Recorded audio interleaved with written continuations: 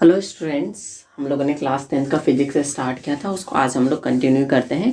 तो हमने spherical mirror के बारे में पढ़ना शुरू किया था, जिसमें हम लोगों ने जो इसके टाइप्स होते हैं कॉनकेव कॉन्वेक्स इसको देख लिया था। अब आगे हम लोग देखना शुरू करते हैं। अब हम लोगों को क्या पढ़ना है, एक रिलेशन बनता है किसके बीच, जो हमारा रेडियस ऑफ कर्वेचर होता है मीन्स आर होता है, और जो हमारा फोकल लेंथ होता है स्मॉल एफ होता है, इसके बीच एक रिलेशन बनता है। उसी रिलेशन को आज हम लोग फाइंड आउट करेंगे।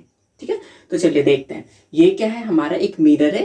ये अभी हमने कॉनकेव मिरर लिया है, ये कॉन्वेक्स मिरर पे भी प्रूफ हो सकता है। ठीक है, तो ये हमारा क्या है, एम डाइस क्या है, एक कॉनकेव मिरर है। ये इसका अपर्चर हो गया, अपर्चर का भी नाम क्या हो जाएगा, एम डैश, हमने प्रीवियस वीडियो में देखा था। ठीक है, एक इस पे प्रिंसिपल एक्सिस ले लिया, जिसमें सी क्या रिप्रेजेंट करेगा, कर्वेचर को, सेंटर ऑफ कर्वेचर को, एफ किसको रिप्रेजेंट करेगा, फोकस को, एंड पी किसको रिप्रेजेंट करेगा, पोल को। इसको भी हमने प्रीवियस वीडियो में देख लिया है। अब इस पे क्या होता है, ये जो कॉनकेव मिरर है इस पे एक रे ए बी इंसिडेंट कर रही है। क्या कर रही है, इंसिडेंट कर रही है। कहाँ पे, एट अ पॉइंट बी पे। ठीक है, बी पे क्या की, जो रे है वो इंसिडेंट की। अब इंसिडेंट की तो वो वहां से रिफ्लेक्ट भी करेगी, क्योंकि हमने रिफ्लेक्शन लॉ में पढ़ा था। तो ये क्या हो रहा है, रिफ्लेक्ट भी कर रही है। तो रिफ्लेक्ट करने के बाद वो एक पॉइंट से होके क्या हो रही है, पासेस हो रही है। और उस पॉइंट को हम लोग क्या बोलते हैं, फोकस बोलते हैं। मतलब ये फोकस से होकर पासेस हुई। ठीक है, तो अब यहाँ पे जो रिलेशन बन रहा है उसको अब हम लोग फाइंड आउट करना शुरू करते हैं। तो देखिए, हम लोग क्या कर लेते हैं, एक कंसीडर कर लेते हैं कि एक रे है ए बी, जो कि इंसिडेंट कर रही है हमारे मिरर एम डैश पे। ठीक है, कहाँ पे, एट अ पॉइंट बी, जो कि क्या है, जो हमारे ये जो प्रिंसिपल एक्सिस है, इस प्रिंसिपल एक्सिस के पैरेलल वो इंसिडेंट कर रही है पॉइंट बी पे। और after reflection he goes from point F. ठीक है, वो पॉइंट एफ, या फिर हम फोकस बोल लें, फोकस से वो क्या होती है, क्रॉसेस होती है। ठीक है, ये क्रॉस कर गई। अब ये जो क्रॉस की, अब इतने तक हमको समझ में आ गया। यहाँ पे जो सी है वो भी हमको पता चल गया कि सी जो है वो सेंटर ऑफ कर्वेचर है, एफ फोकस है, पी पोल है, एफ क्या है, फोकल लेंथ है, मींस फोकस और पोल के बीच का डिस्टेंस है। ये आर क्या है, आर जो है वो रेडियस ऑफ कर्वेचर है। मतलब क्या वो रेडियस ऑफ कर्वेचर का मतलब ये जो है डिस्टेंस है किसके किसके बीच, centre of curvature and pole के बीच का। इतनी बातों को हमने लिख लिया। एक बात अब हमेशा ध्यान रखना है कि ये जो आपको दिख रहा है ना, सी से बी तक जो हमने dot dot dot dot line से मिलाया है, ये एक्चुअल में क्या है, एक नॉर्मल है। क्या है, एक नॉर्मल है जो हमने सी से बी तक डाला है।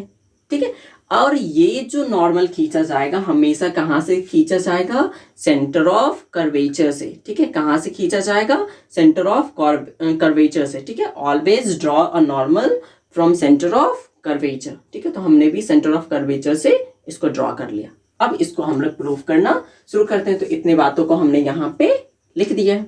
अब देखिए, हमने रिफ्लेक्शन लॉ में क्या पढ़ा था कि जो हमारा इंसिडेंट एंगल होगा उसी के इक्वल क्या होगा, एंगल ऑफ रिफ्रैक्शन। तो इसको हम लिख लेते हैं, we know that from law of reflection.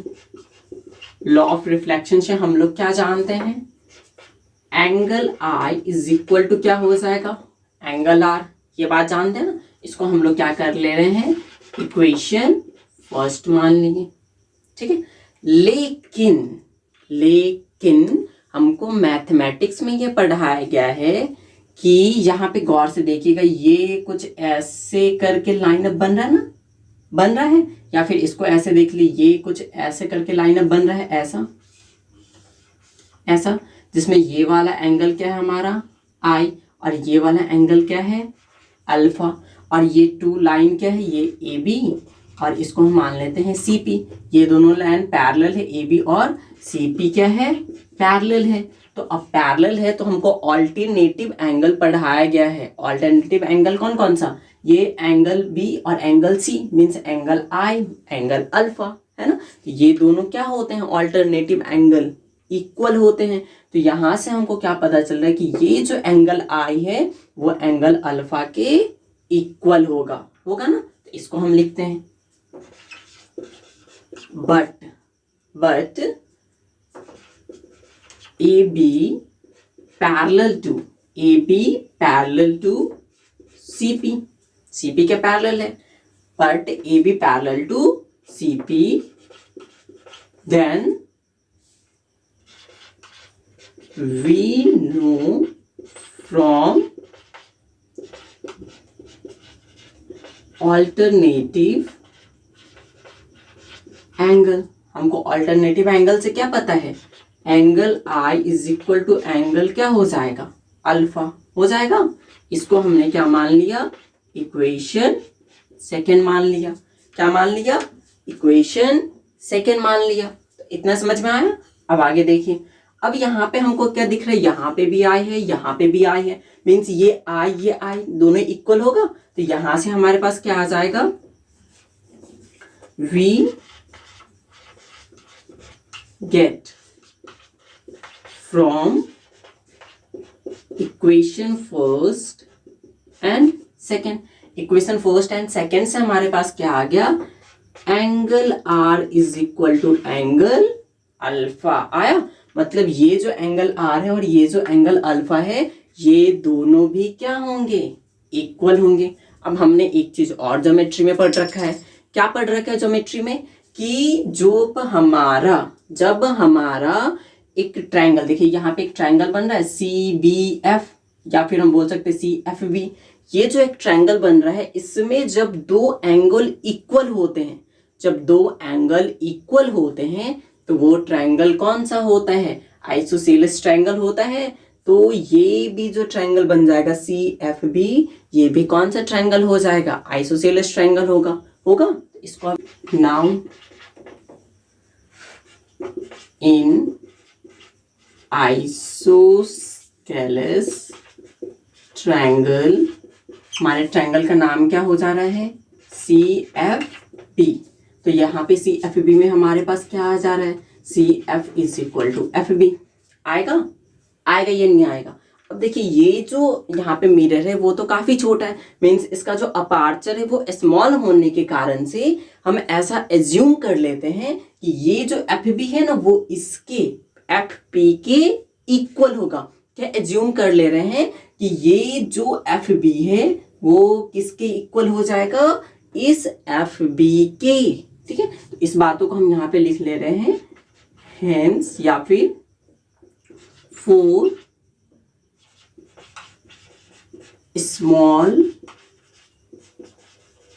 Aperture of mirror, for small aperture of mirror. यहाँ पे हम क्या एज्यूम कर ले रहे हैं कि ये जो FB है वो क्या है, अबाउट अप्रोक्सीमेट क्या है, इक्वल है किसके, इस FP के। किसके इक्वल है, FP के है। मीन्स यहां से क्या आ जाएगा, ये FB CF के इक्वल है, तो ये जो है ये FP वो CF के भी इक्वल हो जाएगा। तो CF अप्रोक्सीमेट इक्वल टू क्या हो जाएगा, FP हो जाएगा। अब हमको क्या चाहिए, इन दोनों में रिलेशन चाहिए। तो इन दोनों में अब हम CP लिख सकते हैं। तो अब यहाँ पे हम लोग क्या लिख सकते हैं, hence CP is equal to हमारा क्या हो जाएगा, CP इज इक्वल टू हम लोग क्या लिख सकते हैं, CF प्लस PF लिख सकते हैं, CF प्लस PF। लेकिन यहाँ पे हमारे पास CF अप्रोक्सीमेट इक्वल क्या आया था, FP आया था। तो यहाँ पे हम लोग FP भी लिख सकते हैं। तो यहाँ से हमारे पास क्या आ जाएगा, CP is equal to FP plus FP। तो यहाँ से हमारे पास CP कितना आ गया, यहाँ से हमारे पास CP कितना आ गया, 2FP आ गया। अब यहाँ पे देखिए CP क्या है, इसका डिस्टेंस कितना है, R है। तो अब यहाँ पे हम पुट कर दे रहे हैं, तो R इज इक्वल टू क्या हो जाएगा, 2FP। तो R इज इक्वल टू, अब ये FP का वैल्यू क्या है, F है। तो यहाँ पे हम लिख सकते हैं 2F है। तो यहाँ से हम ये भी लिख सकते हैं, so R is equal to 2F। ये भी ऐसे रिलेशन है। इसको हम एक और तरीके से रिप्रेजेंट कर सकते हैं, क्या, सॉरी यहाँ पे स्मॉल f, तो ये small f is equal to क्या हो जाएगा, r/2। तो ये दोनों रिलेशंस हैं, ठीक है। तो ये थे हमारे रिक्वायर्ड रिलेशन जिसको हमने देखा, ठीक है। ये समझ में आया।